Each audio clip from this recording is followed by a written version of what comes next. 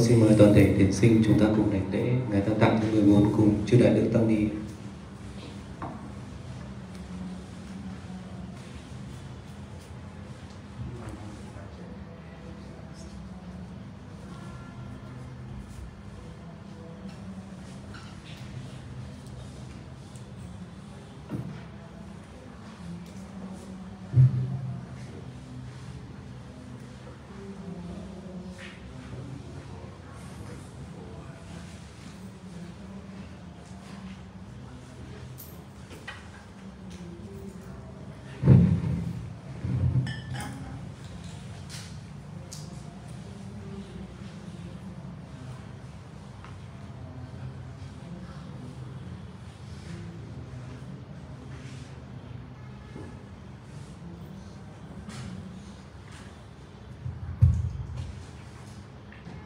Mọi người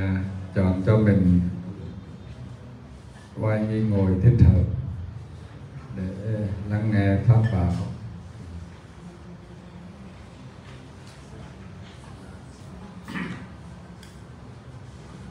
Đi đi nhà gara mà đi nè điều dia atung cha để jahan sari gara mà bang tu do vipassanaအထုတ်တဲ့နေရာမှာအထောက်အကူဖြစ်စေတဲ့မြတ်စွာဘုရားရှင်တစ်ထက်ကဖြစ်ခဲ့တဲ့အရှင်ရထပါဠအကြောင်းကိုယနေ့ညအဝိကဖြစ်ဖွယ်ရာအတိညာဖြစ်ဖွယ်ရာဟောပြပေးဖို့ရည်ရွယ်ထားပါတယ် Tiếp tục tối hôm nay để cho tất cả chư tăng tu nữ và tất cả các thiền sinh yogi cũng như tất cả Phật tử hiện diện trong thiền đường này đó hỗ trợ cho sự thực tập, hỗ trợ cho sự thực hành Vipassana và để phát sinh lên cái trí tuệ Samvega kinh hãi, sự rung động. Thì Ngài sẽ thuyết giảng về thời Đức Phật và có chuyện đó xảy ra với Ngài Ratthapala, một trong những vị đại đệ tử của Đức Phật Gautama. Thì với cái mục đích là để cho tất cả những yogi đang thực hành tỳ khưu, tu nữ và các Phật tử phát sinh cái trí tuệ là kinh hải, trí tuệ Samvega. မြတ်စွာဘုရားအခါတစ်ပါးမှာယဟန်တော်တွေနဲ့အတူခရီးဒေသစာရီကြွချီရင်းနဲ့ကုရုတိုင်းထုံလကုဋ္ဌိကဆိုတဲ့ရွာကြီးကိုကြွတော်မူလာပါတယ်အဲ့ဒီတော့မြတ်စွာဘုရားကဒီနေ့ကိုတရားတွေဟောတဲ့အခါမှာညနေပိုင်းတရားဟောချိန်မှာအဲ့ဒီမြို့ရဲ့တထေသားအရှင်ရထပါဠကလူတွေဘယ်ကိုသွားကြတာလဲလူတွေအစုလိုက်ဘယ်ကိုသွားကြတာလဲဆိုပြီးတော့သူကသိကြံလို့အဲ့ဒီလူစုနောက်ကလိုက်လာရင်းနဲ့မြတ်စွာဘုရားကျောင်းတော်မြတ်စွာဘုရားတရားပွဲနဲ့ကြုံကြိုက်ပြီးတော့တရားတော်ကိုပြီးဆုံးအောင်နာလိုက်ပြီးတဲ့အခါကျတော့သူကစမ်းစားတယ်ဒီမြတ်စွာဘုရားဟောတဲ့တရားကိုပြီးဆုံးအောင်တန့်စင်အောင်ကြိုးစားဖို့ဆိုရင်လူဘဝလူအလုပ်တွေကိုလုပ်ပြီးတော့မဖြစ်နိုင်ဘူးဒါကြောင့်မို့လို့ငါသင်္ကန်းဝတ်မှဖြစ်မယ်ဆိုပြီးတော့မြတ်စွာဘုရားစီကိုတွားပြီးတော့အရှင်ဘုရားတပည့်တော်ရှင်ဘုရားစီမှာသင်္ကန်းဝတ်ပြီးတော့ယဟန်ပြုခွင့်ရကြပါတယ်ဗျာလို့လျှောက်တဲ့အခါမှာ မြတ်စွာဘုရားကရထပါလားမိဘနှစ်ပါးခွင့်ပြုပြီးပြီလားခွင့်ပြုပြီးမှတို့ကသင်္ကန်းဝတ်ခွင့်ရမယ်တို့စီပါအဲ့ဒါဆိုရင်တပည့်တော်မိဘတွေကိုပြန်လဲခွင့်တောင်းပြီးတော့ဒီတော့လာခဲ့ပါမယ်ဘုရားဆိုပြီးတော့အဲ့ဒီလိုရှောက်ပြီးတော့အိမ်ကိုပြန်သွားခဲ့ပါတယ် thì câu chuyện đó, bắt đầu từ khi Đức Phật đi du hóa cùng với rất đông chư tỷ khưu, và khi ngài đến xứ Kuru, bây giờ là New Delhi đó, cái vùng đó ngày xưa Kuru. Ai biết đây là cái xứ nổi tiếng mà những người thực hành Vipassana đều biết, đó là nơi Đức Phật thuyết đầy đủ cái bài kinh Mahasatipatthana. Tại xứ Kuru là một vương quốc lớn, trong đó có một cái làng hay một cái thành gọi là Thulla Pothika, như vậy tôi nghe không có rõ. Thì tại cái thành này đó thì có một cái dòng hò nổi tiếng gọi là Rathapala.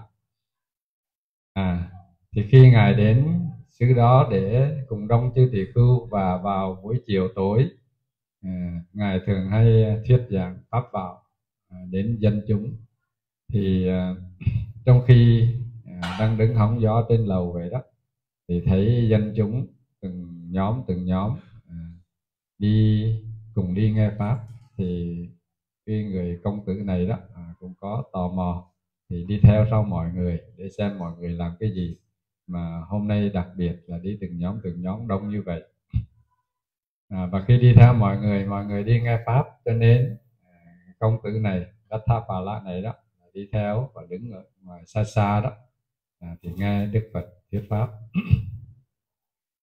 Sau thời pháp, cái vị này mới phát sinh lên một cái suy nghĩ rằng là những gì mà Đức Phật Gautama thuyết giảng đó, để thực hành cho được trong sạch hoàn toàn và rốt ráo đó, thì với cái người cư sĩ ở đời như ta đây thật là khó. Cho nên sau khi hội chúng đi về đó, thì vị công tử này mới đến đảnh lễ Đức Phật và xin xuất gia trong giáo pháp của ngài. Nhưng mà Đức Phật hỏi lại rằng là đã được cha mẹ cho phép hay chưa? Đối với giáo pháp của Như Lai đó, cha mẹ cho phép mới được và được phép xuất gia. Thì sau đó đó thì cái vị công tử này là thưa rằng là bạch Đức Thế Tôn đó, là cha mẹ con chưa cho phép, ngay bây giờ con sẽ trở về nhà xin phép cha mẹ rồi sẽ quay trở lại xuất gia. အိမ်ကိုရောက်တဲ့ခါကျတော့ဒီဘာနာမှာခွင့်တောင်းတဲ့ခါကျတော့ငါသားကငါတို့ရဲ့တူကြီးသောသားဘယ်လိုလုပ်သင်္ကန်းဝတ်ဖို့ခွင့်ပြုနိုင်ပါလဲငါသားအဲ့ဒါကတော့လုံးဝမစမ်းစားနဲ့သူက3 ချိန် 3 ခါခွင့်တောင်းတဲ့မိဘတွေကဘယ်လိုမှခွင့်မပြုဘူးအဲ့ဒါနဲ့သူက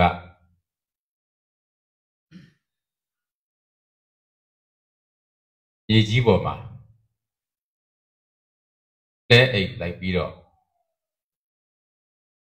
ယဟန်ပြုခွင့်ရရင်လည်းရမရရင်လည်းဒီနားမှာပြန်သိပြီလို့မှတ်ပြီးတော့ဆိုပြီးတော့လဲအိတ်လိုက်အဲ့ဒါနဲ့တရက်နေလဲမထနေရက်နေလဲဗိုက်ဆိုင်ထလာမယ်ထင်နေတာမိဘတွေက3 ရက် 4 ရက် 5 ရက် 6 ရက်ဆိုတော့တည်သွားတော့မှာပဲဆိုပြီးတော့သူ့ရဲ့တငယ်ချင်းတွေကိုမင်းတို့ရဲ့တငယ်ချင်းတွေကိုလာပြောပြပါဦးအဲ့ဒါနဲ့သူ့ရဲ့အပေါင်းအသင်းတငယ်ချင်းတွေကလာပြီးတော့ထဖို့ဓမ္မစားဖို့စီစဉ်ဥစ္စာတွေနဲ့နေဖို့လူဘဝနဲ့ကုသိုလ်လုပ်ဖို့အဲ့ဒီလိုလာပြီးတော့တိုက်တွန်းကြတယ်တိုက်တွန်းကြတဲ့အခါကျတော့ Tát tháp bà la gà về lù má tầng ngày chán để đại đón đồ lệ nhất mà khám bảo hú ê ra nè tầng ngày chán để gà bí bà để gồ biếu bia để mê rô phì rô tầng ngá vô khỏe mà bí lại cú sù yàn rồi tù gá rô tì khám mà rồi tì đoá bí sù yàn mê rô phì bà rô lệ tù gồ miên khoen mê yà nành rô hú ê rồi tầng ngá vô khỏe bí lại đà mà phì rô mê rô miên khoen yà lại ông mê đa dòng mô lô tầng ngá vô khỏe bí lại bà lô bí bà đi gồ Tát tháp bà la mi bà đi gồ tù tầng ngày chán để gà đại đón bí để khám mà ê lì ê ra xoắn lệ hốc bì tầng ngá vô khỏe bí để lục yô lại ê ra nè tù gà thà bí đó yê mô chô góng lì yê bí đó á xiong lô bí đó nhá sọp yá xì tầng ngá vô phô toá mẹ sù để khá chá đó tù ấp phì gà ngá ta nó chá nhé ấp phì đồ gồ lạp yá bà yá vô nè lạp yá bà ê đi lô gà đi đong bí đó hốc ghé lạp yá mẹ sù đó tù lê chóng vô toá bí đó nhá sọp yá xì mà tầng ngá vô lại bà đó đấy Sau khi thưa Đức Phật xong thì vì công tử này đó thì về nhà xin phép bố mẹ. Thì sau khi xin phép bố mẹ lần thứ nhất thì khi mới nghe xin đi xuất gia cái là bố mẹ rúng động rồi, mới bảo rằng là này con trai, con đang còn thời kỳ tuổi trẻ cho nên ở nhà và cha mẹ chỉ có một mình con trai duy nhất, con duy nhất, cho nên ở nhà để thụ hưởng các cái cảm gia đình mình giàu sang phú quý, ở nhà hưởng. Trong đầu đừng có suy nghĩ về cái chuyện đi xuất gia nữa. Thì công tử này đã xin 3 lần như vậy nhưng mà cha mẹ vẫn từ chối. Mà với cái sự quyết tâm cho nên mới nằm ra giữa đất, mình gọi là biểu tình đó nghe, nằm ra giữa đất và nói cái lời rằng là ngay tại đây đó, một là được xuất gia, hai là chết, không có con đường thứ ba, không có lựa chọn thứ ba, chỉ có 2 cái đó thôi. Thì công tử này đã nằm dưới đất như vậy. Ngày thứ nhất cha mẹ vẫn lo cơm lo nước để yên bên vậy đó, nó đói nó dậy ăn, nói nó nằm vậy chứ có đời nó biết khổ bao giờ đâu. Công tử mà, nhà giàu mà. Ngày thứ nhất không ăn, ngày thứ hai vẫn nằm như vậy không dậy không ăn, ngày thứ 3 cũng vậy, ngày thứ 4 cũng vậy, ngày thứ 5 cũng vậy. Mặc dù là thức ăn thức đồ vẫn chuẩn bị, vẫn để bên đầy đủ, để khi mà thấy chịu không nổi thì dậy ăn thôi. Đến ngày thứ 6 vẫn vậy. Đến ngày thứ 6 rồi thì cha mẹ bắt đầu là rối bời rồi, rối bời rồi. Thì mới gọi những người bạn đó ngày xưa cùng chơi cùng hưởng thụ với nhau đó đến khuyên rằng. Thì mấy người bạn mới nói rằng là gia đình bạn đừng có đưa người con trai của bạn là giàu có nữa, bạn đang còn thời kỳ tuổi trẻ thôi, dạy ăn uống, thờ cha kính mẹ, rồi hiếu thuận, rồi mình làm phước bố thí đến Sa môn Bà La môn thì mình cũng tu rồi. Thời đại này đi, hoặc là lớn lên rồi đi xuất gia sau cũng được, khi cha mẹ khuất bóng rồi đi tu cũng còn được, có gì đâu. Hoặc là thời đại nó là gì, buồn đi xuất gia gieo duyên là được rồi, phải không? Thời kỳ này có thêm cái này gì khuyên gì nữa, buồn là đi vào chùa xuất gia gieo duyên vài ngày là được rồi, có phước rồi. Khuyên như vậy đó. Thì công tử Tháp Bà La vẫn không lay động, và nói bây giờ một là xuất gia, hai là chết tại đây, không đứng dậy, không ăn uống. Thì những người bạn này đó mới ra khuyên cha mẹ, thấy khuyên ông này không được rồi ra khuyên cha mẹ của ông nói là bố mẹ, bây giờ là ông quyết tâm quá rồi, nếu mà bố mẹ không cho phép thì ông chỉ có nước chết thôi, và ông chết thì bố mẹ không bao giờ gặp được, không bao giờ thấy được mặt con trai của bố mẹ nữa. Tốt nhất cho ông đi xuất gia đi, thì ông còn sống. Ông còn sống á thì bố mẹ còn gặp mặt, và một mai ông buồn rồi ông sẽ trở về thụ hưởng thôi. Cho nên tốt nhất là nên chiều theo ý người con trai đó cho xuất gia. thì ông bà thấy hợp lý, hợp tình, rồi cũng còn hy vọng, cho nên đồng ý đồng thuận cho xuất gia. Thì công tử Ratthapala sau khi những người bạn báo lại được cha mẹ cho phép thì khi đó mới đứng dậy ăn uống cho khỏe mạnh, rồi bắt đầu cạo bỏ râu tóc, rồi bắt đầu trên đường đi đến xuất gia. Thì khi đi ra đó thì gặp người cha, thì người cha mới bảo rằng là sau khi con xuất gia rồi đó thì hứa với cha quay trở lại về gia đình để cha mẹ được diện kiến, được nhìn thấy. Thì khi mà người cha gọi là gì đó với cái nguyện vọng như vậy đó, thì công tử Ratthapala là đồng ý và trên đường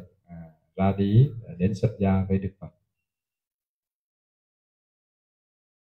သင်္ဃဝပြီးတဲ့ခါကျတော့မြတ်စွာဘုရားနဲ့အတူတာဝတိမြို့ကိုလိုက်သွားခဲ့တယ်။တာဝတိမြို့မှာတရားအားထုတ်တရားကျင့်ပြီးတော့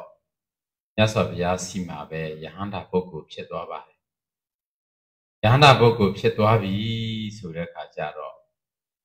သူကမြတ်စွာဘုရားစီမှာခွင့်တောင်းပါတယ်။ဘာခွင့်တောင်းလဲဆိုတော့အရှင်ဘုရားတပည့်တော်ခမဲတော်ကြီးကိုသင်္ဃဝပြီးရင်လာပြပါမယ်လို့ပြောထားတဲ့အတွက်တပည့်တော်ဇာတိကိုပြန်ပြီးတော့ခမဲတော်ကြီးကိုသွားပြလိုက်ပါဦးမယ်ဗျာဆိုတော့မြတ်စွာဘုရားကသူယဟန်ကိစ္စပြီးမှသိတဲ့ခါကျတော့ဘသူဖြက်စီးလို့မရတော့မှသိတော့အဲ့ဒီထုံလာကုတ္တိကကိုပြန်သွားဖို့ခမဲတော်ကြီးစီပြန်သွားဖို့မြတ်စွာဘုရားကခွင့်ပြုလိုက်ပါတယ်အဲ့လိုခွင့်ပြုလိုက်ပြီးတော့ခါကျတော့သူကအဲ့ဒီမျိုးကိုအဲ့ဒီကိုပြန်လာတဲ့ခါကျတော့ဆုံးခံချိန်မှာခမဲတော်ကြီးကိုချီးမြှောက်မယ်ဆိုပြီးတော့ဒီအဖေရဲ့အိမ်ရှိမှာသွားပြီးတော့ဆွမ်းရက်တယ်အဲ့တော့အဖေကဘုန်းကြီးတွေကိုလည်းစိတ်နာနေတယ်ဆိုတဲ့ခါကျတော့တေချာမကြည့်ပဲနဲ့အိမ်ရှိမှာရှုပ်ရှက်ဘသူတွေလဲမလူနိုင်ဘူးဘာညာနဲ့အဲ့လိုပြောလိုက်တဲ့အခါမှာအရှင်ရတ္တပါဠိကရှေ့ဆက်သွားပြီးတော့ခါကြတော့ဘသူနဲ့သွားတွေ့လဲဆိုတော့အိမ်ကကျွမ်းမလေးကနှက်ထားတဲ့မုံတွေတိုးသွားလို့နံသွားလို့အမိုက်ပုံမှာသွားပြစ်ဖို့သွားတာကိုသူကဟေး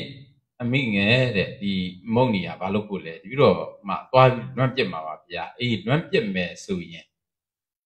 အတော့မပြူတော့ဘူးဆိုရင်ငါတပိတ်ထဲကိုလောင်းထည့်ပါလို့အဲ့လိုပြောတဲ့အခါကျတော့ကလေးမလေးကဒီအတန်ဒီခြေတွေလက်တွေဒီရုပ်တွေကငါတို့အိမ်ကငါတို့ရဲ့သခင်ပဲလို့အဲ့လိုသိပြီးတော့တပိတ်ထဲကိုလောင်းထည့်ပြီးတော့သူကအိမ်ကိုပြန်ပြောပါတယ်အိမ်ကိုပြန်ပြောတဲ့ခါကျတော့အိမ်ကတကကြီးကဟဲဘယ်လိုလဲဆိုပြီးတော့လိုက်လာတဲ့အခါမှာ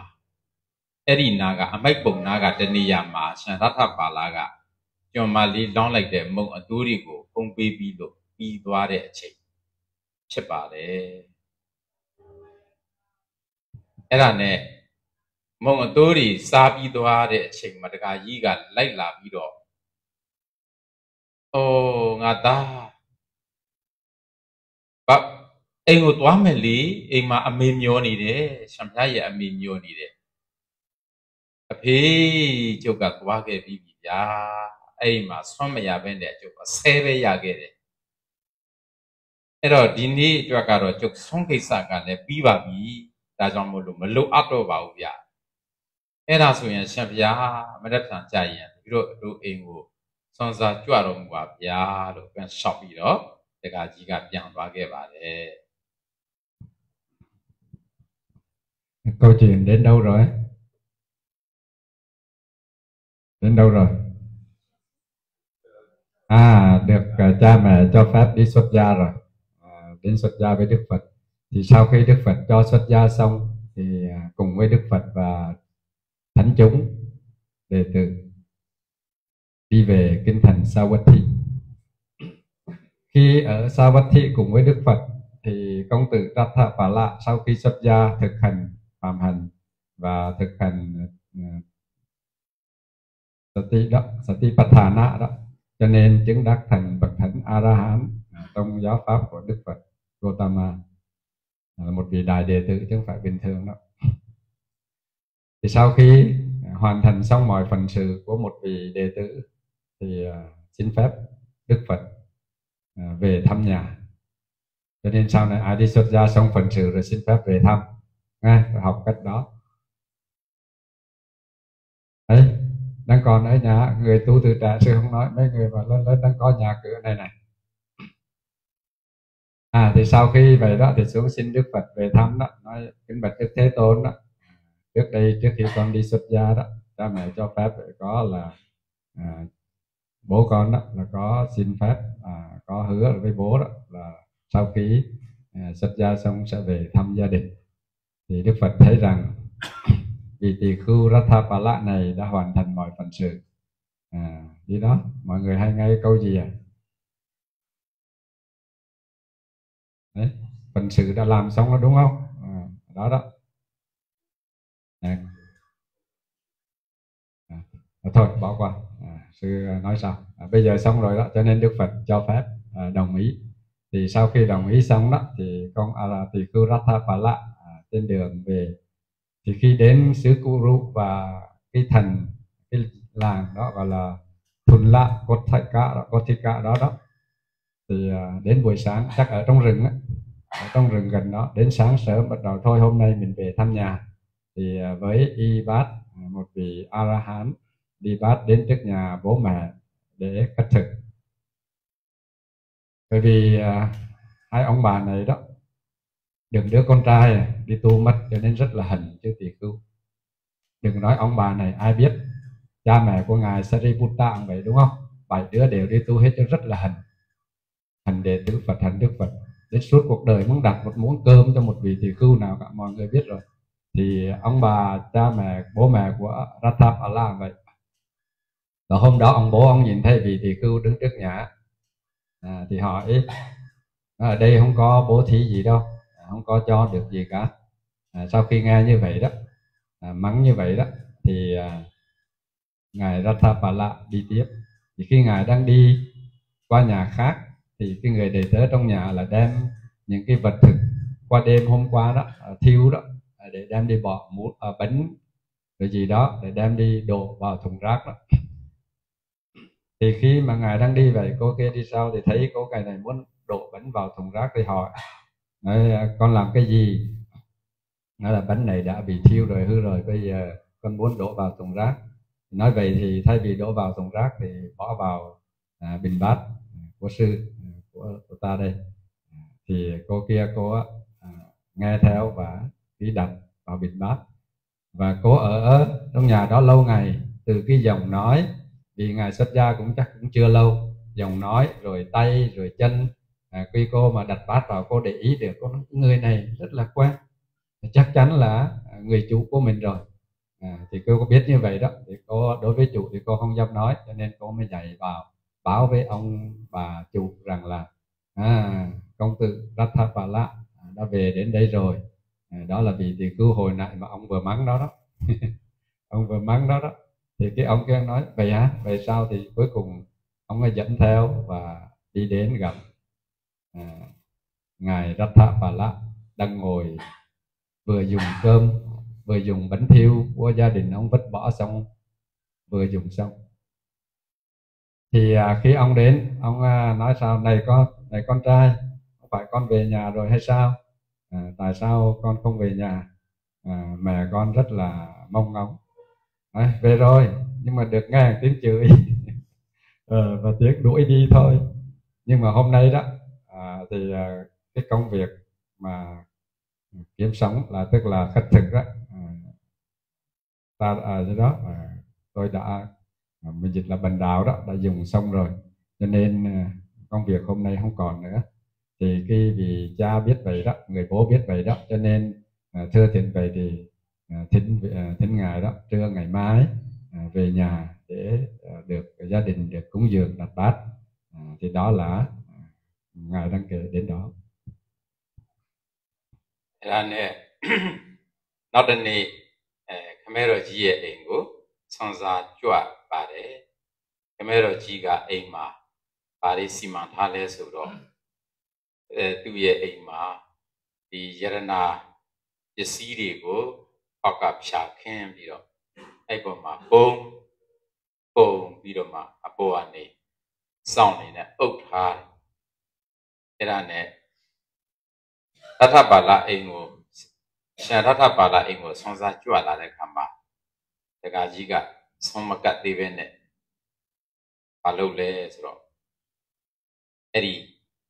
ốc thà đấy giờ na biết xí đi của khoan bị đó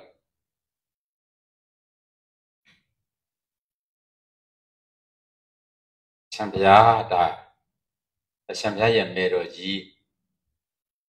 Tana khá phu Tana khá đi lên phu ya đuệ Tụi em mi bà đi gặp bí để xuyên ngùi về xí đi để Cái đó để ví dụ các gặp bài này xuyên ngùi đi Nhị thêm nhục hà đi Sa đi phiền Yara na xuyên ngùi đi Shan bia mà xí rồi yên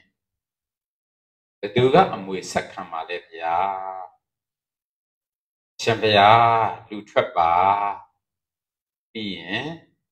Cú đồ con mù đi của lưu mù đăng mù này lúc sáng bà Thế đi lộ được ai gì gặp vô bà Vô rồi Ê được ai chốc được khúc vô mẹ Rồi được ai gì gặp vô lên cho xí hóa để Rồi đó mama vô bà bà luôn Đã số nhận đi biết xí đi của Ê đi nè thế Thế vì đó đi nà mà Asi đã vật đi nhận nè ní để đi Asi đã vật đi nhận đi của Toa vì đó mà nhó trả lại Bà biết rồi lẽ rồi Ê ra số nhận A phê đoạ có Bà đu đoạ mà Tốt cả đi bà đi phía xa mình lưu A khu à A lông à Đà đoạ nè bè bù bà ni ya ra Ê lưu Yo rồi đà gà gì à Xích nhật đoạ Ê nè đà gà gì Chốc cổ sống cả xa xì à cặp bà Mình nếch sắp bà nè Thế rồi,အဲ့ဒါနဲ့ဆုံးကပ်ပြီးတဲ့ခါကျတော့သူ့ရဲ့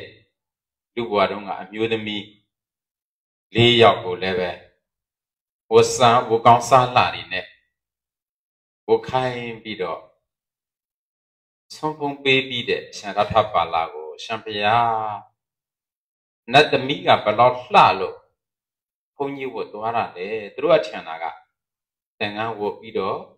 ကုသိုလ်တွေလုပ်ပြီးတော့နတ်ပြည်သွားပြီးတော့နတ်သမီးတွေယူဖို့စီမံကိန်းနဲ့ဝတ်သွားတဲ့ထင်နေတာပေါ့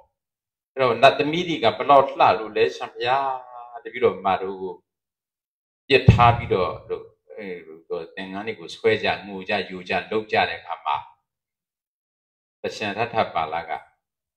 အေးနင်တို့ခန္ဓာကိုယ်ဒီမှာအကုန်လုံးဥတွေအစာတစ်စာဟောင်းတွေပြည်တွေတလိပ်တွေသွေးတွေပြည့်နေတဲ့နင်တို့တွေငါဘာမှစိတ်ဝင်စားမှုမရှိဘူးလို့အဲ့လိုပြောပြီးတော့ရှန္ဒထပါလာကတခါတည်းပြန်ကြွသွားအဲ့နဲ့သူရဲ့အမျိုးသမီးတွေကလည်းပဲငိုပြီးတော့ကြံ့ရက်တယ်မိဘတွေလည်းပဲငိုပြီးတော့ကြံ့ရက်ပါတယ်အဲ့ဒါနဲ့ရှန္ဒထပါလာက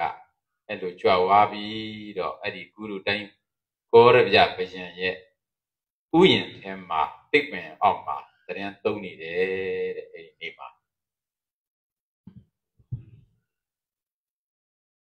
Sau khi biết ngài Ratthapala nhận lời thì cha ngài đó, bố ngài đó về nhà bắt đầu là cho trải 2 tấm chiếu thật lớn hai bên căn phòng chuẩn bị cơm nước. Trên 2 chiếc chiếu đó là bắt đầu là cho bạc, vàng, châu báu, kim cương, vân vân có ngọc một phần thôi đem ra bỏ lên trên thành 2 đống rồi lấy vải đầy lại vào cúng dường gia nhân đó là chuẩn bị cơm nước. Thì sáng hôm sau ngài Ratthapala là đến nhà cha mẹ mình để cất thực trai tăng theo lời thỉnh mời của người cha, cũng là như để về thăm mẹ luôn. Thì khi ngài vào đó, vào trong phòng khách đó, thì cha ngài chưa vội dâng cơm mà kéo hai cái tấm màn, và hồi nãy cha đầy hai cái đống vàng bạc kim cương châu báu đó, thì chỉ rằng nói cái này á là bên mẹ con, còn cái này là bên cha. Và đây là một phần thôi. Bên mẹ con đó là ngày xưa khi mẹ con về đây đó, là cái phần này này, cái phần mà đang bỏ lên đây này, là bên ngoài là gửi về để cho mẹ con mít cấp thôi, để mua đồ để trang điểm thôi, chứ chưa phải dùng cái phần dùng là đặt chôn đang cất rất là nhiều. Sau đó, bây giờ gia đình có mình con bây giờ con đi xuất gia rồi thì ai là người sẽ thừa kế những cái tài sản hiện đang có đấy, và đang được chôn cất, đang được đầu tư vào đâu đó ở rất là nhiều cái nơi khác nữa. Thôi, tốt nhất là con nên về hoàn tục, rồi tùy theo cái sở thích mà bố thí cúng dường đến sa môn bà la môn tạo phước thiện, rồi sau này cũng già đi có thể xuất gia, hoặc là với phước thiện đó xin về cõi trời, vân vân. Vậy là tốt, cũng đủ lắm rồi. Thì nghe nói như vậy đó, thì tỷ khưu Ratthapala đó mới khuyên cha rằng nếu mà bố nghe con đó, con sẽ cho một cái lời khuyên mà từ đây trở đi là không còn bao giờ phải lo lắng nữa, không còn phải có cái sự hy vọng gì nữa. Thì nói ông nghe nói vậy tưởng là lời khuyên gì, ông nói vậy thì con cứ nói đi, bố sẽ nghe. Nói bố biết không, vì cái số vàng bạc tài sản này mà bố cũng khổ thân khổ tâm, rồi nếu mà bố truyền lại cho ai thì người đó cũng khổ thân khổ tâm, cũng lo sợ ngày đêm, tính toán để giữ gìn, để bảo vệ hoặc để phát triển vân vân, để lại cho ai cũng để lại nỗi lo cả. Cho nên tốt nhất ở đây gần sông Hồng á, quên, sông Achirawati cho nên bố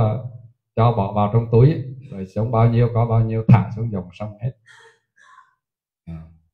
Bởi vì cái nhân vì nó mà làm cho bố khổ, rồi bố mà để lại cho truyền cho ai thì người đó cũng phải khổ cả.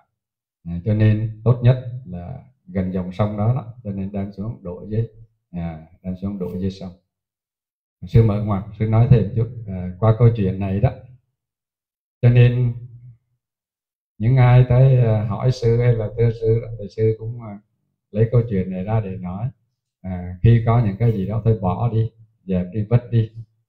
Giống như là có đồ gì mà ngày xưa nó không có hợp pháp với mình bây giờ thấy không nữa. Ngày xưa có người đó họ nuôi chim, rồi bây giờ khi nghe pháp rồi họ muốn thả chim đi, còn cái lồng cứ phải bẻ đi, đốt đi, mà tiếc quá, cái lồng tới 100 triệu lận. Bây giờ là nghĩ ra cách đó, bây giờ bỏ đi, đốt đi thì tiếc quá, cho nên thôi đi bán làm phước. Đó là cách nghĩ của mình nha. Còn bậc thánh nhân thì dạy sao?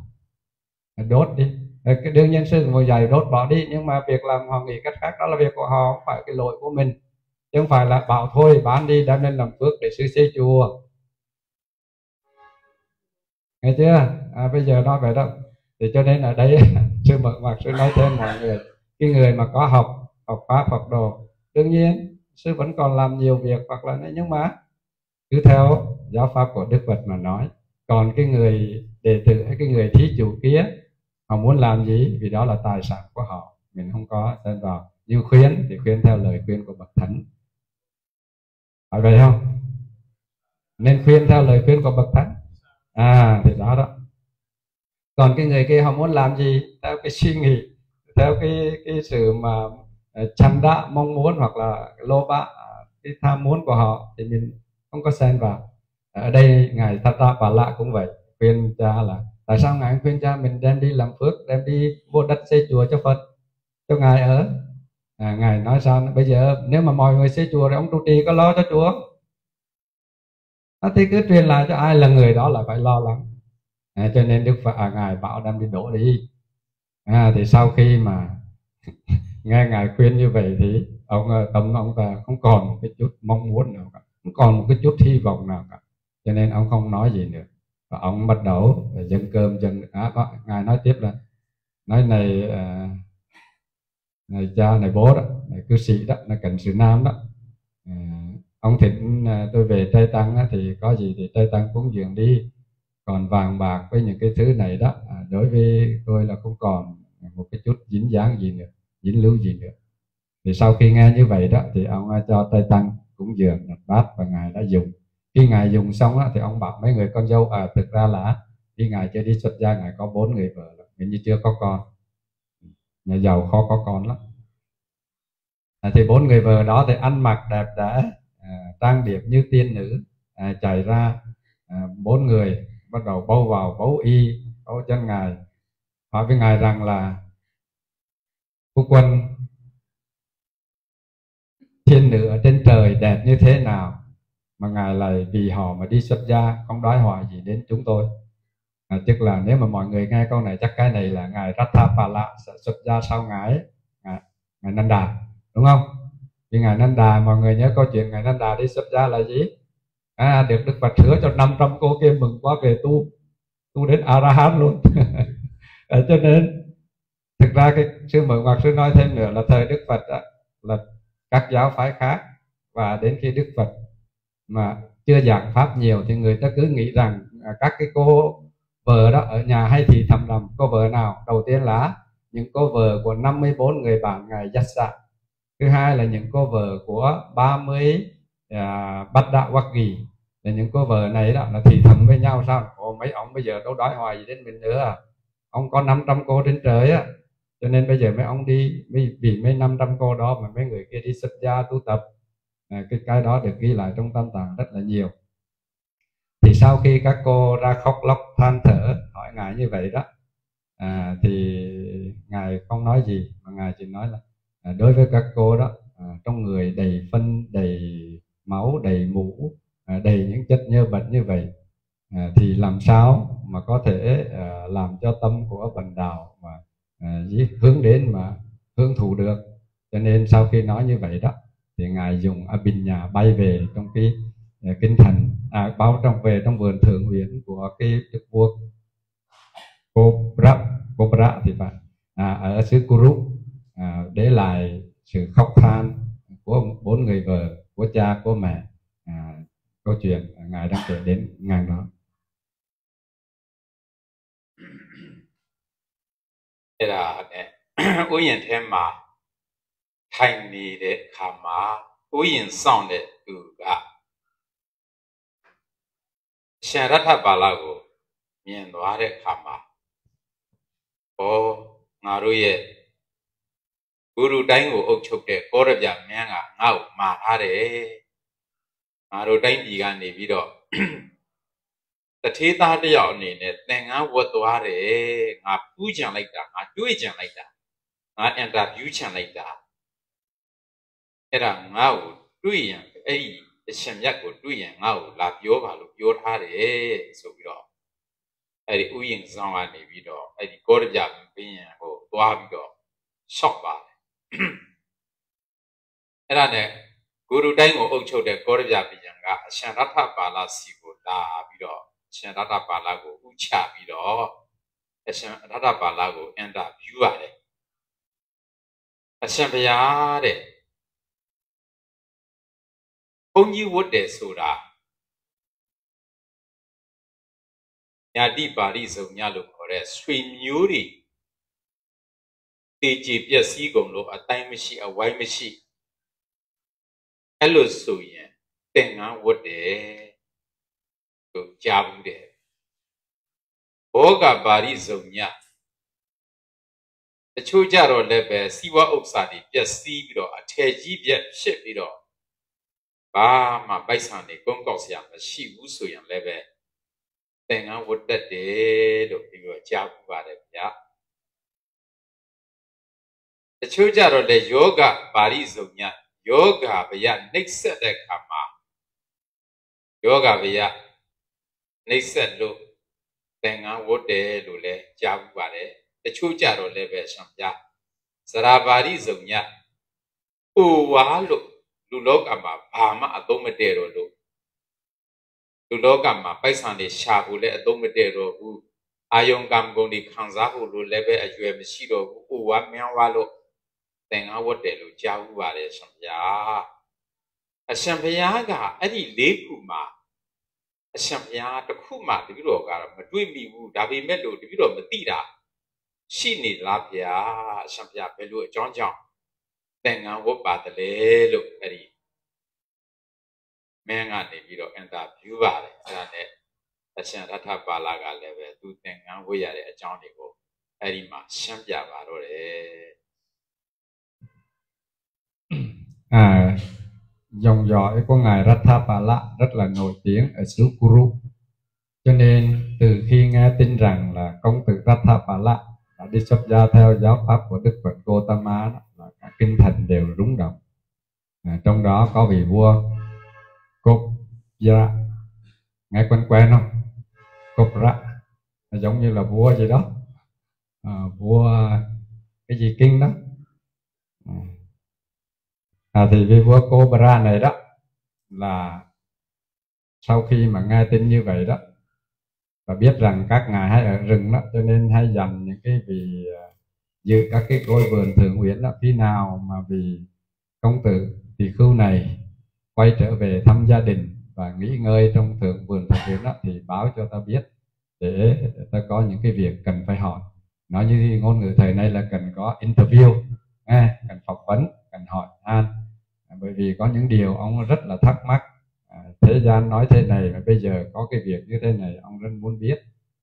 Thì cái vị vua đó dặn lại như vậy, thì hôm đó chúng cái người giữ vườn thượng uyển đó là biết được là công tử ngày xưa là công tử, bây giờ là vị tỳ khưu Ratthapala đang ở dưới cội cây trong vườn thượng uyển, cho nên đến thỉnh ngài ngự lại đó để đức vua được đến tham vấn. Thì sau khi ngài nghỉ trưa ở đó đó thì cái vị giữ vườn này đó mới về tâu lên nhà vua, và nhà vua đã đi ra rời kinh thành để về đến vườn thượng uyển để phỏng vấn ngài Ratthapala. Thì khi đến gặp đó thì giống như ngày xưa chắc cũng có gặp nhau rồi, vì một vị công tử nổi tiếng của kinh thành, dòng họ nổi tiếng, cho nên sau khi gặp đó thì vua cũng hỏi câu hỏi thứ nhất đó là nói bạch ngài, hay là thưa ngài,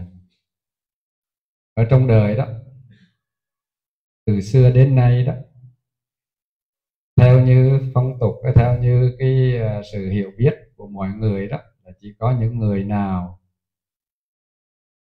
khi mà thân quyến bị hư hoại, ta ly biệt, không còn ai nữa, chỉ còn một mình, gọi là nhà tích bà giác, vì sợ cái sự mà không cô đơn đó, cho nên họ mới đi xuất gia. Cái thứ nhất là như vậy, đúng không? Ở đời như vậy. Bây giờ ngày xưa thì đông đúc, bây giờ không còn ai cả, ở mình thôi, đi xuất gia. Thứ hai là có một số đó thì ngày xưa thì có tài sản, thì bây giờ đó tài sản bị hư hại đi, khó mà có thể vực dậy được. Tôi nghĩ tới ôi cuộc đời vô thường quá, bây giờ có làm không nổi nữa, làm cũng được nữa, thôi đi xuất gia. Thứ ba là có một số người bắt đầu là khi còn khỏe còn mạnh nhưng sao bắt đầu bị bệnh tật, làm cho đau khổ nhiều, cũng giác ngộ ra rồi thấy bây giờ mình bệnh tật như thế này, ở đời cũng chẳng làm được gì, thôi đi xuất gia cho nó khỏe. Cái thứ tư nữa đó là ở trong đời lâu nay chúng tôi đó, theo như nhân gian đó, thì cho những người về già rồi họ mới nghĩ đến chuyện xuất gia. Tại sao vậy? Vì già rồi đó, bây giờ hướng cảm hướng dục lạc cũng hướng nổi, làm ăn cũng không làm ăn nổi, tài sản không có thì bây giờ không thể làm cho nó có được, có rồi giữ gìn nó cũng khó, thôi đi xuất gia. Cho nên trong thế gian á, là có với 4 trường hợp này thì người ta đi xuất gia rất là nhiều, và người ta ai cũng hiểu như vậy. Còn bây giờ nhìn lại ngài sẽ, thứ nhất là gì? Thân quyến trong kinh thành này còn đầy. Thứ hai tài sản chẳng bao giờ hư hao gì, rồi chưa già vẫn còn rất là trẻ và không có bị bệnh tật gì, còn khỏe mạnh như vậy mà ngài lại đi xuất gia rồi vui thích trong giáo pháp của Đức Phật Gautama đó, thì tôi không hiểu nổi. Thì bây giờ ngài giải thích để cho tôi nghe. Thế cả rồi mẹ nhà để chúc tình ha, ôi ya để trong à, mẹ biểu để trong linh yêu thiệt bù vi đó, số vào để cái gì trong đây ya thì cả rồi, ba đi lấy rồi, năm bắt đi.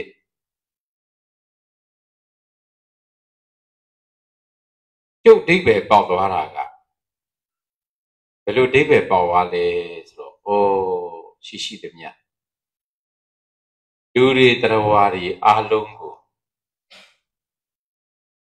ti jandaya sigo apian sway kho twa ni da ba la ti jandaya sigo tu thet nga so so yaw api pian ni ja da lo phit ni da ba la lo chok ka dai be pauk twa lo nga wat da Xem bây giờ về lúc biết lúc lên bây giờ xem bây giờ nghe nghe về gì bà đi đấy, đi chân bây giờ cả quý bà đi đấy, cái gì đi cha sinh ra gì bà, cái gì khu tại blau đấy, ví dụ tại xuất sẽ chi bị thế, cái gì nghe nghe đúng không này khu này nãy xem lại để số yan, phải luôn đấy, nghe nghe đúng rồi, xem lại, si, nhìn lại si, xét lại đại, cái điều miêu bảo bia, xem bia, khu giờ rồi, mà bà khu giờ rồi, thì rồi, chỉ đó thì lắng sọt được khám mà, về phải của lắng mẹ số yan, nhà phải của dạy hóa đã đi được ya. Nhà bác của làm mẹ số nhà bé bác của dành hóa đã đi đẹp ya, thì bây giờ bé đi đâu mà lên, ấy là lý, cái gì, ấy là bộ, bất cứ một số, cái gì này, giá trị cái này, sara cái này, mà na, thì bây giờ để cho solo xí nhé, ở đây vừa trong mà nhà đi bên này, ở đây vừa nghe này, xí đen này trong, sa đi, đấy sang đi cái lô, đấy sang đi miêu lô, cái lô, yên nè lô,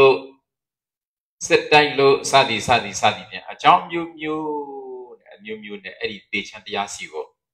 ấy đi lô mà tê vũ suyên là bên nó sống ô ye, na ye, tê ye, số đấy đại mẹ, cái gì chụp đồ alung mũi là để cái cả, tê vũ ya go, u đi, bây giờ con lô toa đi ya để lô. Đấy về bảo tòa luôn, tên ngang vô lại đã ba luôn, nằm bắt để check của sang giả vào đấy. Sau khi vị vua hỏi như vậy đó, nêu lý do như vậy đó, bây giờ không hiểu thì hỏi ngài, anh nhớ 4 cái lý do chưa? Ở đời có 4 lý do để đi tu chưa? Thứ nhất là gì? Nhắc lại, thứ nhất là gì? Thân quyến không còn ai cho nên nghĩ. Thứ hai, bị mất tài sản hư hao, bị đau cho nên muốn đi. Thứ ba, bệnh tật, trẻ già gì khi bệnh tật mới nghĩ đến tu, còn khỏe chưa nghĩ đâu. Thứ tư, già rồi bây giờ hưởng cả ma ăn nổi nữa rồi, không có làm ăn ra được phát triển tài sản nữa, đi tu. Ông nghĩ 4 điều đó, thì ngài hỏi như vậy thì ngài Ratthapala có nằm trong 4 trường hợp đó không? Không có 4 trường hợp đó. Thì bây giờ sao? Thì ngài Ratthapala này đại vương, 4 điều ông nói chẳng thấm gì so với những cái điều mà tôi hiểu được qua giáo pháp của Đức Phật, cho nên tôi kinh hãi, tôi khiếp đảm, nên tôi phải xuất gia. Cái điều thứ nhất đó là sau khi tôi nghe vào giáo pháp của Đức Phật Gautama, thấy rằng đó, mình đang chạy đua nhau, tất cả chúng sinh đang chạy đua nhau để gặp thần chết. Gặp thần chết mà gì? Người này muốn hơn người kia là muốn hơn người nọ, chạy đua nhau, và tất cả ai đều rồi cũng phải chết cả. Thì khi nói như vậy đó, ông vua ông cắt lời, ông nói: thưa ngài còn quá trẻ, ngài bây giờ mới cái tuổi thiếu niên đó, khoảng 20 mấy chưa tới trung niên nữa, tại sao là ngài nghĩ cái tiêu cực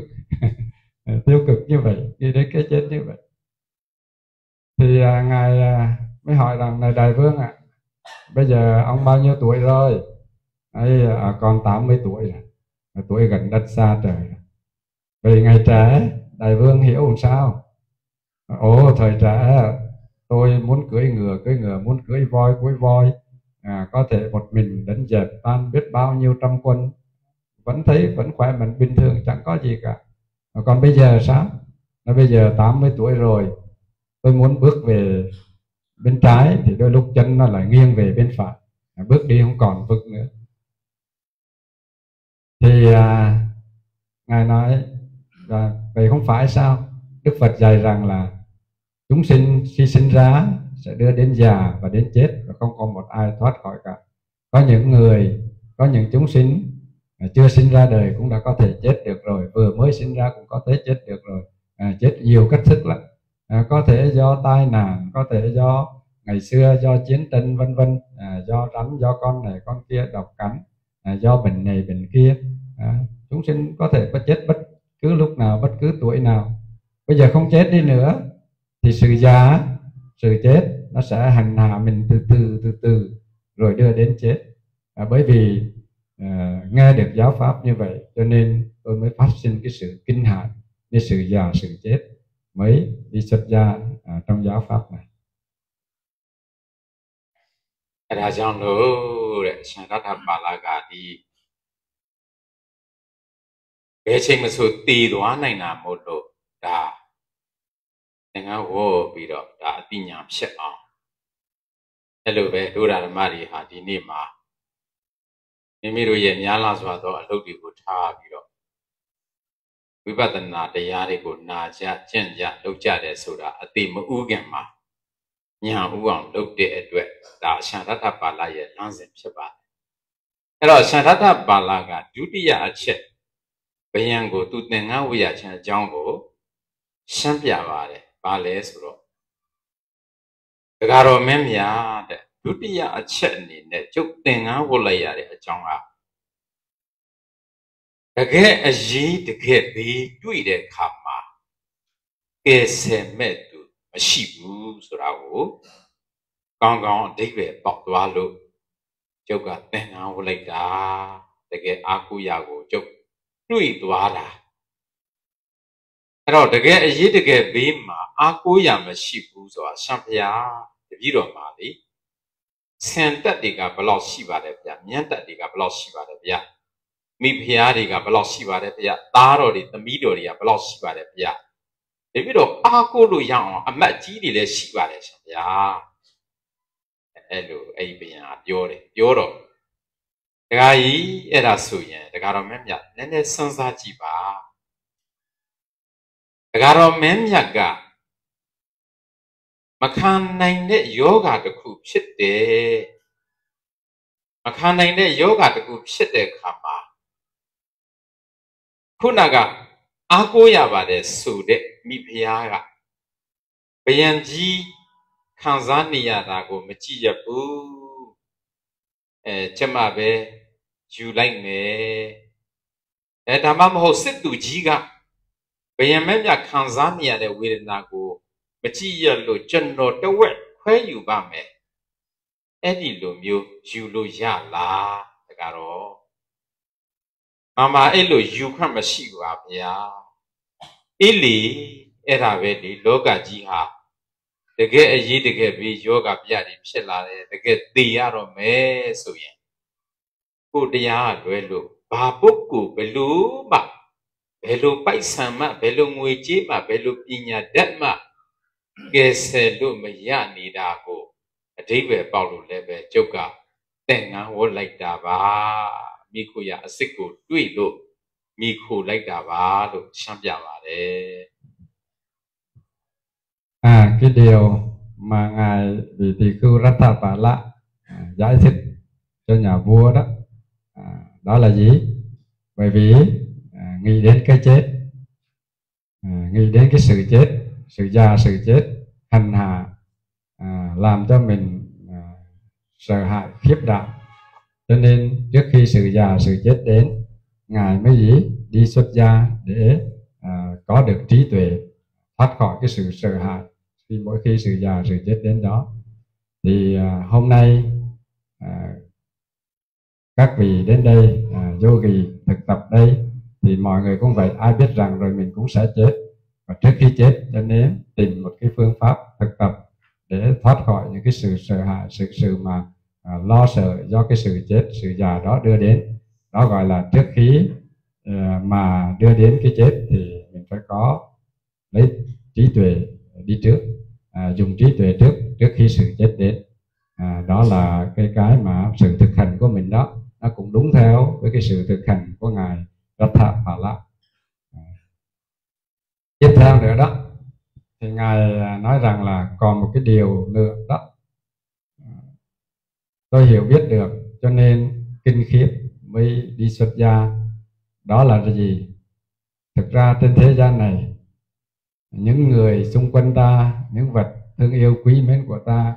không có chỗ nào là nơi nương nhờ thật sự cả. Đến khi bệnh tật, già yếu hay sự chết, những người đó không phải, những vật đó không phải là nơi nương tựa được, nương tựa thật sự. Cho nên tôi mới xuất gia tìm có được cái nơi nương tựa vào pháp bảo, cái quá vị đó. Cho nên bây giờ tôi mới đi xuất gia và sống trong giáo pháp này. Thì ông vua, ông mới thưa rằng là thưa ngài, tôi có bao nhiêu vị cẩn thận thanh tín, bao nhiêu là hoàng hậu, bao nhiêu là công chúa, bao nhiêu là thái tử. Những người thanh tín này luôn luôn túc trực bên tôi, lo cho tôi nhiều việc. Ngài nói như vậy thì tôi hiểu làm sao. Thì vì Ratthapala mới nói rằng, thì cô nói rằng là đại vương, bây giờ giả sử như đại vương đang bị một căn bệnh trầm trọng, có phát sinh lên cái sự khổ đau lớn, khổ thân lớn. Những người thân tín của đại vương rất là yêu thương quý mến đại vương, nhưng mà họ muốn rằng là chia sẻ cho đại vương một phần đau đớn đó, một cái phần sợ hãi đó, một phần kinh khiếp đó. Có được hay không? Được không? Ví dụ hoàng hậu đó tới nói tôi con thần thiếp xin nguyện giảm tuổi thọ 5 năm 10 năm để cho đại vương bớt bệnh đi, cho bớt cái thọ khổ đi, được không? Nhưng bây giờ cái đó cái hành hiểu làm nhiều lắm nghe. Cha mẹ biết hầu cận hay không? Cha mẹ đã ốm hầu hạ không? Khi nào thắp nhang nguyện cho con giảm tuổi thọ để cho cha mẹ được sống lâu, hết bệnh tật, có không? Có đó. Cho nên xem xét lại xét lại. Thì ông vua khi nghe nói vậy nói làm sao được thưa ngài, những người kia có thương yêu bao nhiêu đi nữa, nhưng mà đến khi cái việc hệ trọng, đó là bệnh tật ốm đau rồi sự già sự chết, họ muốn chia sẻ dù một chút ít cũng không thể được. Thương mấy thương, yêu mấy yêu, mến mấy mến, quý mấy quý, nói gì là đến những cái thứ vật chất mà mình xây đắp tạo dựng nên, thì làm sao là nơi nương nhờ của mình khi về già, hay là khi mình đau ốm, bệnh tật, mà những cái cảm giác cảm thọ đó làm sao có thể chia sẻ được. Thì ông nói như vậy, chính nhà vua phải khẳng định như vậy đó. Thì ngài Ratthapala mới dạy rằng này đại vương, đó chính là điều mà bần đạo đó, ta đó đã hiểu được, đã thấu được và đã kinh hãi. Cho nên khi mà đang còn cái tuổi như thế này, đang còn nhiều thân quyến như thế này, ta đã đi xuất giá và tìm được cái nơi nương nhờ vững chắc, đó là nương vào pháp bảo. Cái đó mấy mía đấy. Number 3 ở trong đây ao yêu yêu để chụp cái nào đã ba trong đấy rồi đó. Chụp bao đi về bỏ vào đấy rồi, nó lố cả lố. လူတွေပိုက်ဆံတွေငွေကြေးတွေရုပ်ဝတ္ထုပစ္စည်းတွေတက်ရှိတက်မဲ့တွေပိုင်အောင်စူးစမ်းနေကြတာတကယ်တမ်းကြတော့ဘယ်သူမဆိုကိုယ်ပိုင်ဥစ္စာလုံးဝမရှိဘူးဆိုတာတတိတော့အဓိပ္ပာယ်ပေါက်သွားတဲ့အတွက်တတိတော့ဒီလောကီအရာတွေကိုစွန့်ပြီးတော့သင်္ကန်းဝတ်သွားတာပါဗျာသင်္ကန်းဝတ်သွားတာပါတဲ့အရှင်ဘုရားတဲ့ဘယ်နဲ့တတိတော်ဆိုရင်ချွေတွေငွေတွေအများကြီးရှိတယ်ဆင်းနေမြင်းတွေအများကြီးရှိတယ်မိဖုရားတွေအများကြီးရှိတယ်သားတော်တွေအများကြီးရှိတယ်ပိုင်ဆိုင်တာကိုယ်ပိုင်ပစ္စည်းတွေတပိတော့အများကြီးရှိပါတယ်ဗျာဟုတ်ပြီအဲ့လိုဆိုရင်တကားတော့မင်းများတကားတော့မင်းမြတ်ကတကယ်တိမ်မဲ့ယောဂဖြစ်ပြီဆိုရင်ပိုက်ဆံငွေကြီးတွေအကုန်ကြတွေခံပြီးတော့မှကုသလို့ရပါသလားမရပါရှင်ဗျာတကားတော့မင်းများတဲ့လူတွေပိုင်ဆိုင်နေဆိုတာအသက်ရှူနေတဲ့အခိုက်ကလေးမှာငါပိုင်တယ်လို့စိတ်ကထင်နေရုံပဲပါတဲ့တကယ်အရေးတကယ်ပြီးမှာကိုယ်ပိုင်ဥစ္စာဆိုတာလုံးဝမရှိပါဘူးအဲ့တော့ဘုံဘုံတို့အိုင်ဖုန်းကိုတီထွင်တဲ့စတီကျော့ဒေါ်လာတန်ပေါင်း3000လောက်ချမ်းသာတော်လည်းပဲသူကအသက်50နဲ့၄နှစ်55နှစ်မှာပဲပန်ကရိယာကင်ဆာနဲ့ကွယ်လွန်သွားတယ်အဲ့တော့သူကကွယ်လွန်ခါနီးမှာဗာပြောသွားလေဆိုတော့ကျွန်တော်အားတဲ့ပြောရရင်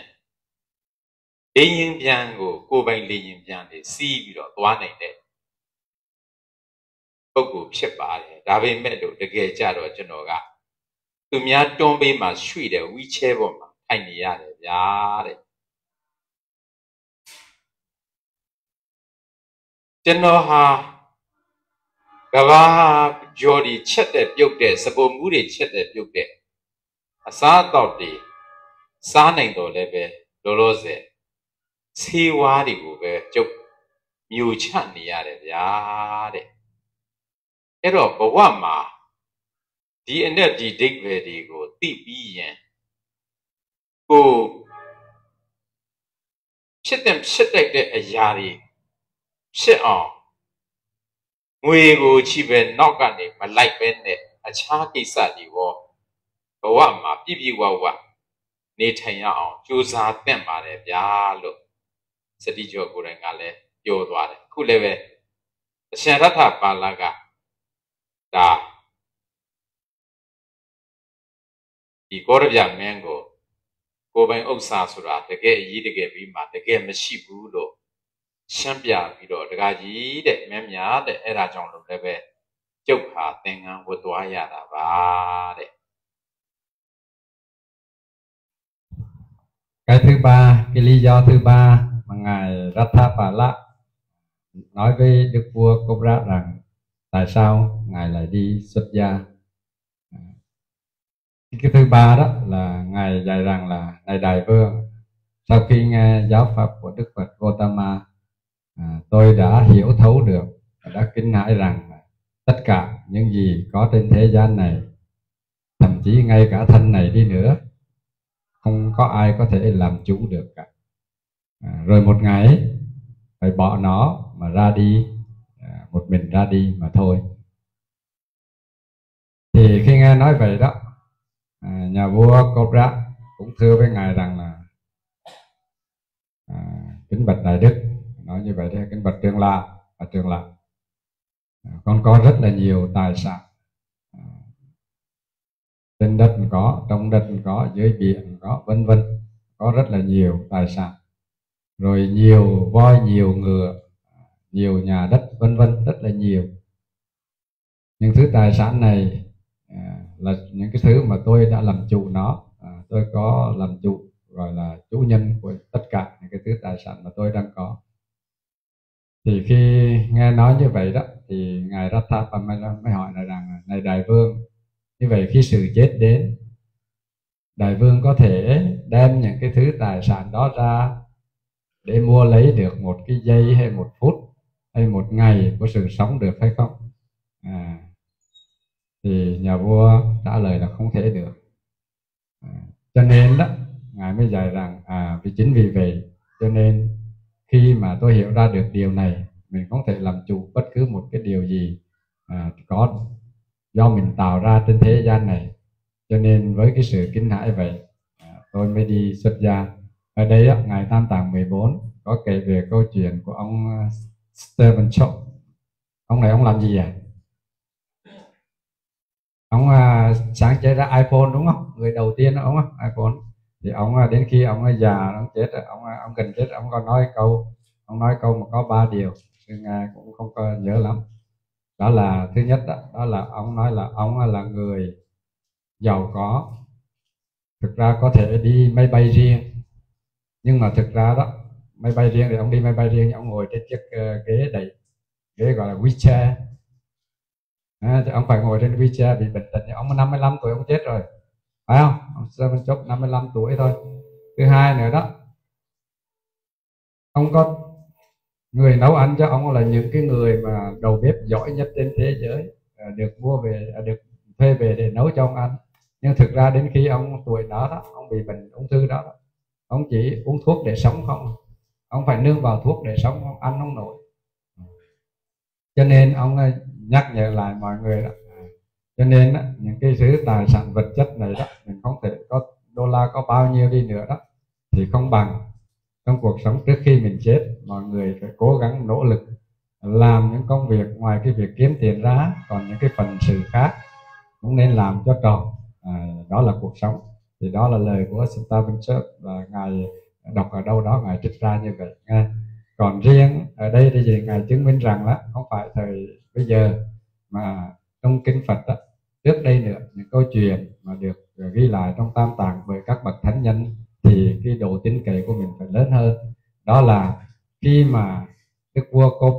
Cobra hỏi ngài Ratthapala cái lý do để ngài đi xuất gia đó, thì cái lý do thứ ba đó là ngài nói rằng là bởi vì Đức Phật dạy rằng là mình không làm chủ được bất cứ cái gì trên thế gian này, cho nên ngài từ bỏ tất cả, ngài đi xuất gia. Đó là cái điều thứ ba mà ngài kinh hạ cái kiếp sống, cho đến ngài xuất gia trong giáo pháp.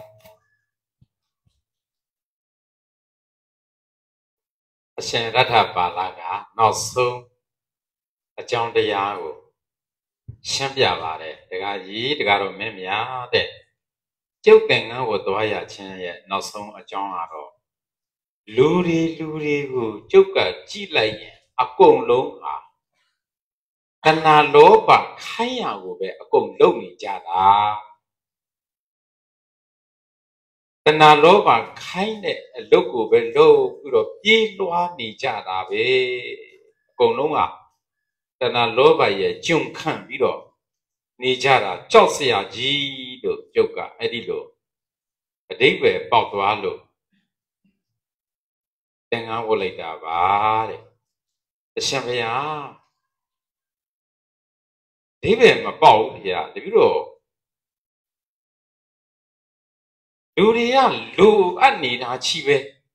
ပြည့်စုံတယ်လို့ကိုမရှိဘူးလိုအပ်နေတာချီပဲတဏှာလောဘရဲ့ခိုင်းရကိုပဲပြေးနေဘာနဲ့တူနေလဲဆိုတော့ဒီပင်လေလိုပဲ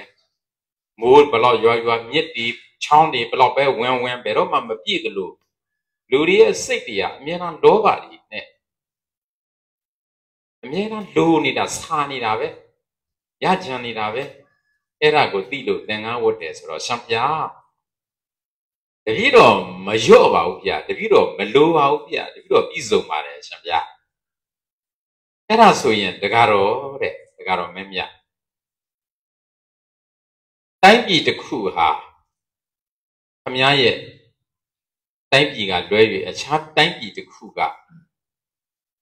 siwa uksari le piso pido ma mi le che deတိုင်းပြည်တစ်ခုပိုက်ဆံနဲ့ချမ်းသာတဲ့တိုင်းပြည်တစ်ခုအဲ့တော့အုပ်ချုပ်တဲ့သူတွေကဟိုမှာမဖြစ်လို့ဒါကတော့မင်းညာလက်ရမယ်ဆိုရင်အဲ့လိုနောက်ထပ်တိုင်းပြည်တစ်ခုလိုချင်လားတဲ့အလိုချင်တာပေါ့ရှင်ဗျာတဲ့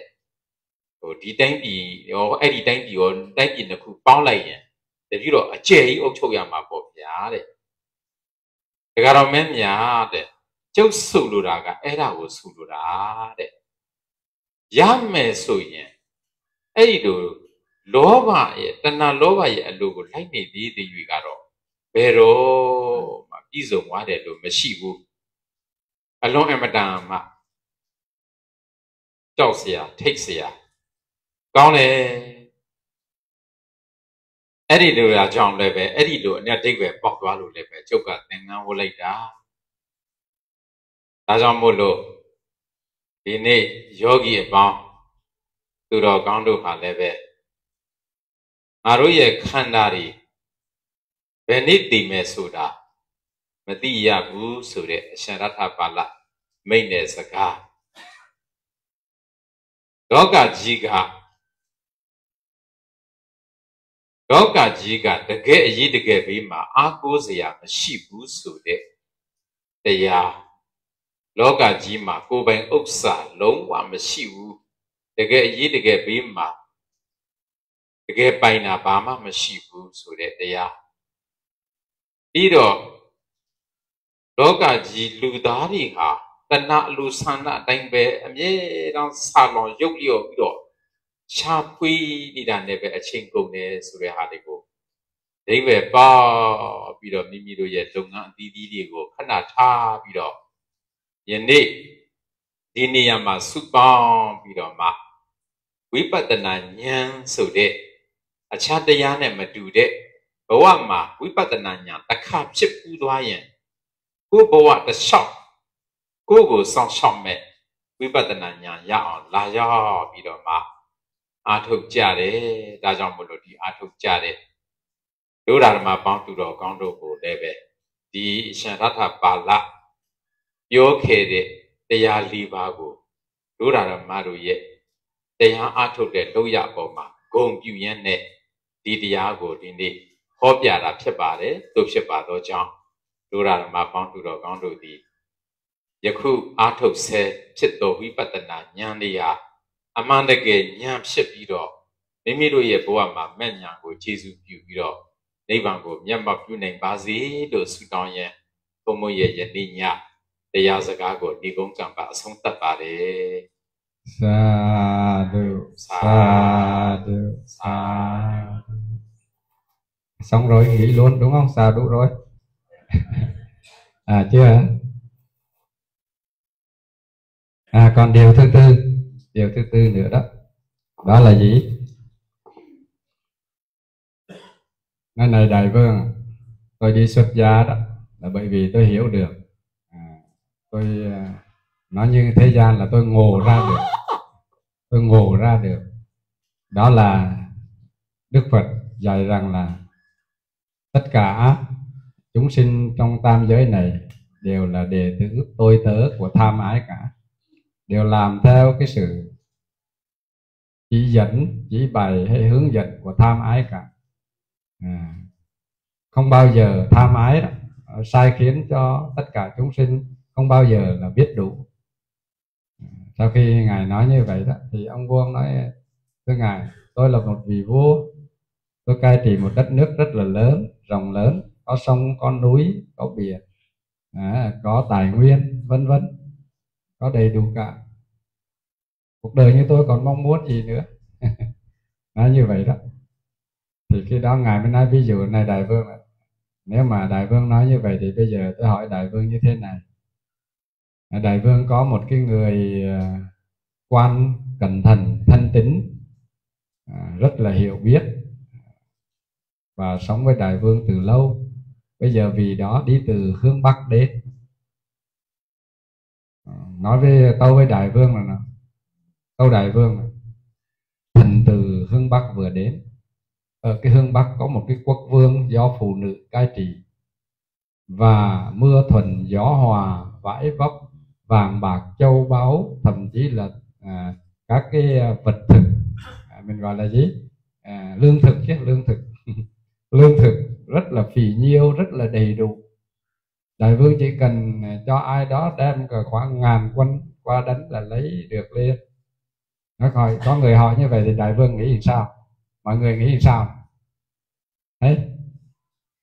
nghĩ sao? Xuất quân không? Xuất quân đi đánh liền, bởi vì dù sao về phương Đông và phương Tây thì có thêm một đất nước rộng lớn để bảo vệ cái kinh thành của mình vẫn tốt hơn. Vậy đi, rồi hướng Tây, hướng Nam, hướng Bắc, tất cả các hướng đều có những cái như vậy đó. Thì ông vua này nói cũng cho quân đi đánh để lấy, bởi vì dù sao là đất nước càng rộng thì càng tốt và càng an toàn và có được nhiều tài nguyên khoáng sản vân vân. Thì khi nói như vậy, ngài nói đó chính là điều mà trong giáo pháp Đức Phật Gautama dạy rằng là tất cả chúng sinh là luôn luôn do tham ái dẫn dắt, tham ái sai khiến, không bao giờ biết đủ. Giống như đại dương vậy, dù bao nhiêu mưa, dù bao nhiêu nước sông có đổ vào vẫn luôn vẫn thấy thiếu thốn. Chẳng bao giờ đại dương nói thôi đủ rồi, đừng có mưa nữa, này sông đừng có chảy về nữa, chừng đó là đủ nước cho ta rồi. Đại dương không bao giờ biết đủ. Thì tham ái trong mỗi chúng sinh cũng vậy, có rồi muốn có nữa, có nữa thì muốn có hơn, vân vân, không bao giờ là biết đủ cả. Chính sự thấy ra được cái kinh hại của tham ái, làm tôi tớ một cách trung thành cho tham ái đó, cho nên tôi đã đi xuất gia trong giáo pháp của Đức Phật Gautama. Như vậy đó, tóm lại đó, ông vua ông nói ở đời á, cái người đi xuất gia là với mấy lý do? 4 lý do, đúng không? Nhớ chưa? Lý do thứ nhất là gì? Là thân quyến tiêu hoài. Thứ hai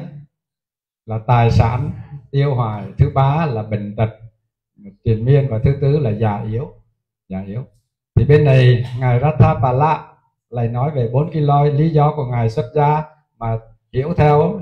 Đức Phật là gì? Thứ nhất là gì? Thứ nhất là chúng sinh đều phải chết cả, rồi phải già chết cả, không ai thoát khỏi sự già chết. Vì thấy cái sự kinh hãi như vậy bây giờ là cái người xuất gia hay mọi người đến đây thực hành Vipassana là mục đích là gì? Là vì thấy rằng sự chết là đã đến với mình, cho nên mình phải thực hành cái sự chết đó. Trước khi sự chết nó đến, mình phải thực hành Vipassana, được chưa? Nói người đi tu vậy, mình thực hành không phải là vì mình tài sản tiêu hoài thân quyến không có, mà vì gì? Vì mình sẽ đối diện với cái chết, cho nên mình lo thực tập trước. Thứ hai, lý do thứ hai là gì? Ngài hay quá quên rồi. Lý do thứ hai là ngài nói gì? Quên luôn rồi này.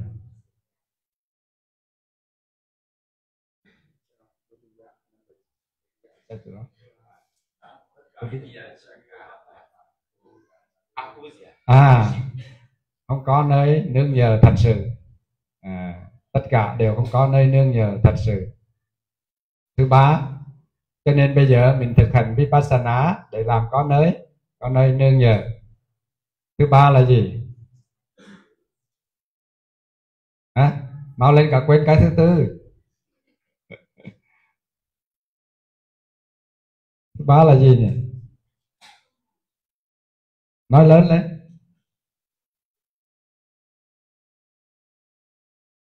Không làm chủ được, đúng không? Không làm chủ được. Không làm chủ được. Và cái thứ tư là không theo. Làm chi? Không làm chủ được là không theo ý muốn của mình đó. Và cái thứ tư là phải làm theo tham ái. Với 4 điều đó cho nên xuất gia tu học trong giáo pháp của Đức Phật Gautama. Thì lần này đây cũng vậy. Tất cả các yogi, những người qua câu chuyện này, những người đến đây để thực tập Vipassana theo cái sự mà hướng dẫn của ngài Tam Tạng 14 và biết được đến Phật giáo Theravada hay là trong giáo pháp của Đức Phật Gautama, cho nên tất cả mọi người cùng đến đây thực tập trong 5 ngày đó, thì bây giờ để cho người ta hiểu sai nha, để cho đời người ta hiểu sai. Mình đến đây là để lên trên trời có mấy cô trên mấy ông trên hay gì đó, phải không? Thì bây giờ mình đến đây vì gì? Thứ nhất là không phải vì già, thứ hai không phải vì bệnh, thứ ba không phải vì cô đơn mà tìm đến đây cho có bạn. Thứ tư không phải đến đấy vì thiếu thốn kiếm miếng ăn, mà đến đây vì gì? Thứ nhất là trước khi chết mình làm sao để có trí tuệ. Thứ hai, biết rằng không có được nơi nương nhờ cho nên tìm kiếm một nơi nương nhờ, đó là Vipassana Nhana. Cái trí tuệ thiền tuệ là nơi nương nhờ, và nơi nương nhờ đó sẽ đưa dẫn mình đến đào quả và niết bàn lặng, chứ không phải là chỉ nương nhờ bình thường qua cái sự già sự chết. Và đó là cái nơi nương nhờ đó, và cái nơi mà mình có thể diệt được tham ái, không còn làm tôi tớ của tham ái nữa, ít nhất là 5 ngày cái đó. 5 ngày này đó, nếu mình ở đời thì phải làm nhiều việc theo cái sự tham ái, mình không muốn làm nó cũng sai mình làm. Còn 5 ngày mà Vipassana này đó mình thực tập thì trong không được 5 ngày đi nữa thì trong 1 ngày ít nhất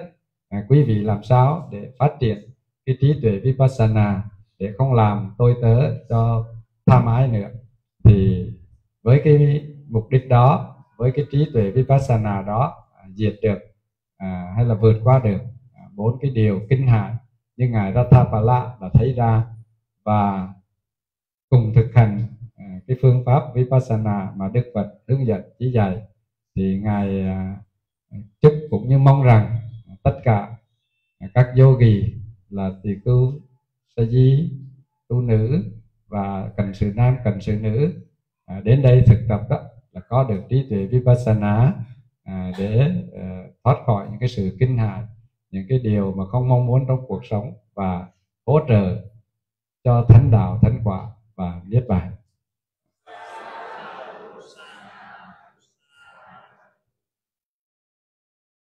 Rồi mọi người ngồi tiếng Nga mình địch lợm thọng bà đi thọng lại.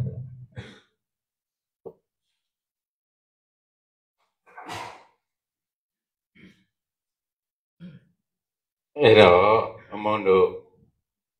anh cả Anapana của thìပြောပြခဲ့တယ်။အဲ့ဒီအာနာပါနကိုပြောပြခဲ့တဲ့ရှုခွက်နဲ့ပတ်သက်ပြီးတော့အဓိကကဘာကိုအဓိပ္ပာယ်ပေါက်စေချင်တာလဲဆိုတော့တို့တွေဘဝမှာမွေးကလေးကတေဆုံးတီအသက်ရှုနေတာမိမိလျော့လျော့နဲ့ပြစ်ထားရန်တော့ဖာတိဖာတာနဲ့ပြီးသွားမှာအဲ့ဒါကိုတတိတရားနဲ့မြတ်စွာဘုရားရဲ့ဩဝါဒနဲ့စောင့်ကြည့်တဲ့အခါမှာ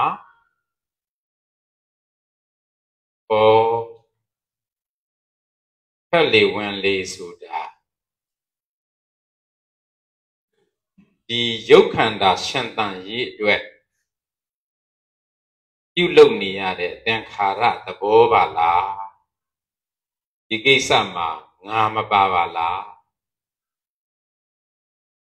ပြီးတော့အဲ့ဒီထွက်လေဝင်လေဆိုတာလည်းပဲဘယ်သူမှပိုင်တာမဟုတ်တဲ့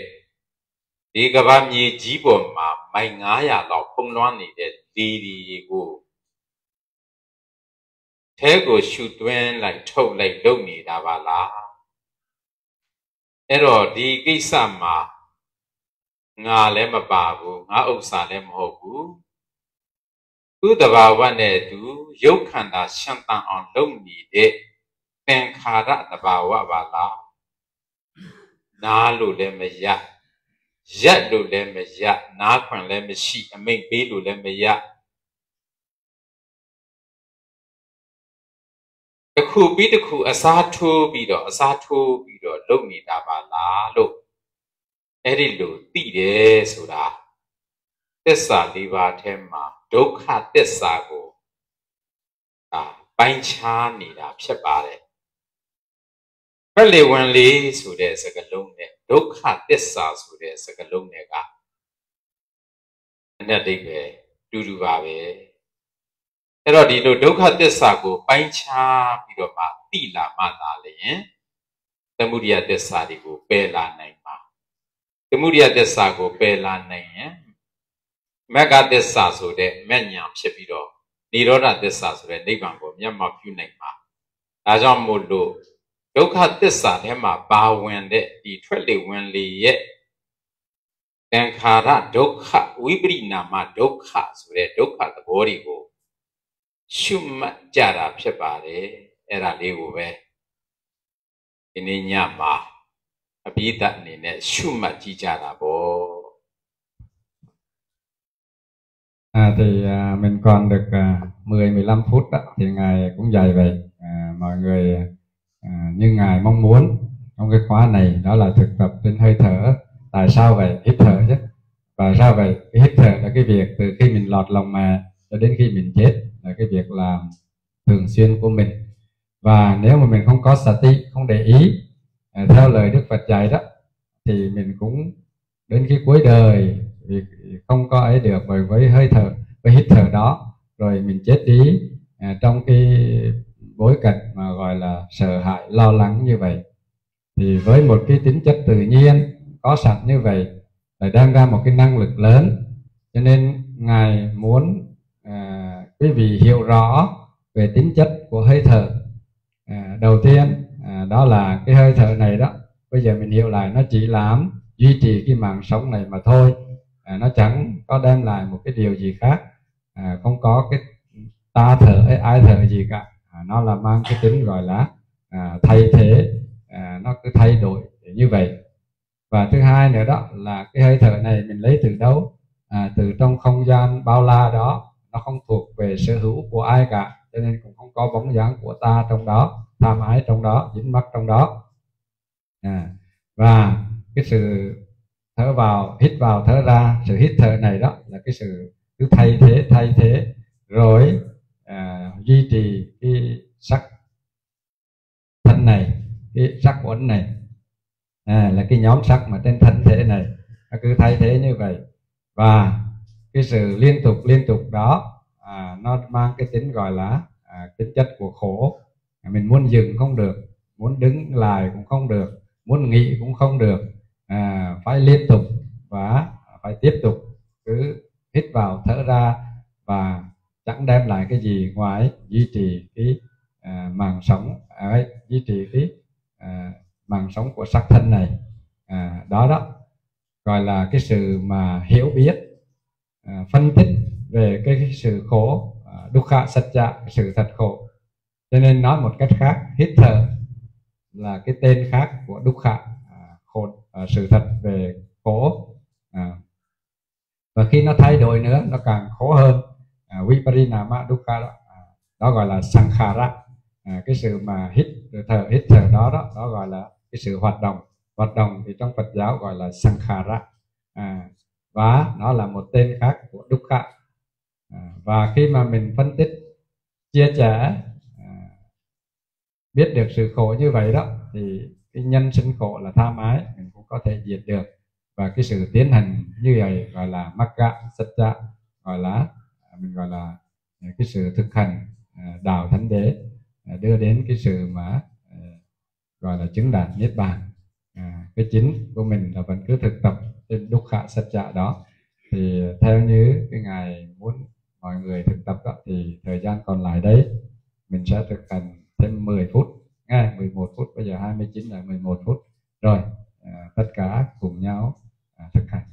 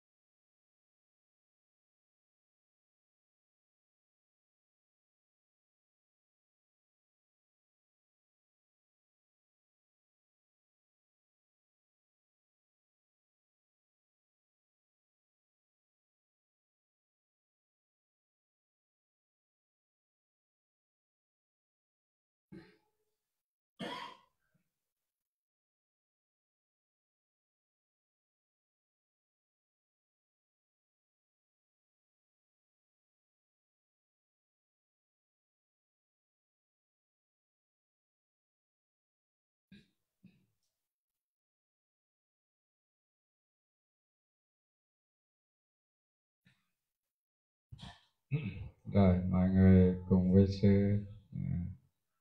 nhớ lại phước thiện, những thiện phước, thiện pháp mình đã làm trong ngày hôm nay để hướng tâm phát nguyện, cúng dường, phát nguyện rồi hồi hướng. Imaya Dhammanudhamma Patipatiya Buddhang Pujemi Imaya Dhammanudhamma Patipatiya Dhammang Pujemi Imaya Dhammanudhamma Patipatiya Sanghang Pujemi Atta Imaya Patipatiya Jati Chara Maranama Parimuttisami Idang me punyang Idang me silang Idang me bawanang Asawakaya Vahang hotu Nibbanasa Pacayo hotu Imang me Punya bagang Mata pitu Acariya nyati Mittanan cewa Sesa sapa Satananja Dewatananja Arakha Dewatananja Visesato Hanoi Nagare Wasantanang Dewatananja Sabba Satananja Việt Nam Rathe Vasantanang Dewatananja Sabba Satananja Guna Vantananja Dema Pujema Sabbe Pite Punya Pateng Ladana Sadhu Sadhuti Sukhita Hontu Dukha Muchantu Sabada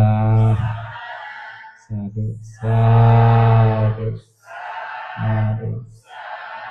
Rồi Buddha Sasanang kết thúc. Buddha Sasanang Chirang Tepatu Buddha Sasanang Chirang Tepatu Buddha Sasanang Chirang Tepatu